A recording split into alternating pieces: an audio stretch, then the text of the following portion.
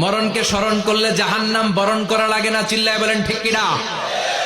আবার আল্লাহ বললেন, গোলাম, স্পেশাল একজন ফেরেশতা আমি মরণের জন্য সিলেক্ট করলাম, নাম মালাকুল মাউত। তাকে আমরা আজরাইল বলে চিনি। এই মালাকুল মাউত তার বাহিনী নিয়ে নির্ধারিত টাইমে গোটা বিশ্বের সব মানুষের রূহ কবজ করে। অন টাইম নাকি দেরি করে? মালাকুল মাউত আগেও আসে না, পরেও আসে না। সুবহানাল্লাহ পড়ে। সাইয়েদনা সুলাইমান আলাইহিস সালামের জামানাতে ওনার এক ওয়াজির ছিল, মন্ত্রী। ওই মন্ত্রীকে নিয়ে উনি বৈঠক করতেন। ওনার সময় উনি মালাকুল মাউতের সাথে বৈঠক করতেন। শুনতেছেন? আপনাদের মনোযোগ আছে তো? উনি বৈঠকে বসেছেন, মালাকুল মাউত বসা, ওয়াজিরও বসা। হঠাৎ মালাকুল মাউত ওয়াজিরের দিকে বড় বড় চোখ করে তাকাচ্ছে। বড় বড় চোখ করে তাকানোতে ওয়াজির ভয় পেয়েছে।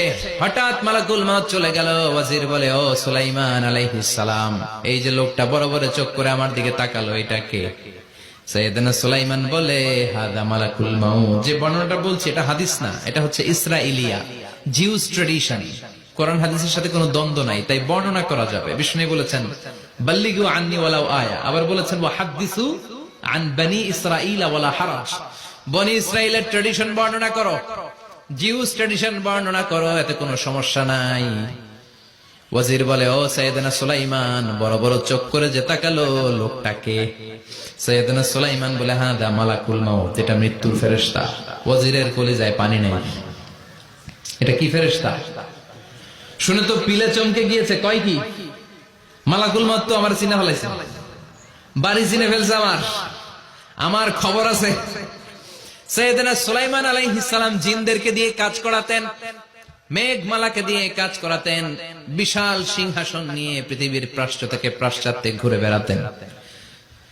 সাইয়েদনা সুলাইমানকে ওয়াজির বলে, ও সুলাইমান, মেঘমালাকে আদেশ করে দেন, আমি আর এই ফিলিস্তিনের ভূখণ্ডে থাকতে চাই না। আকাশের মেঘমালার উপরে আমারে বসিয়ে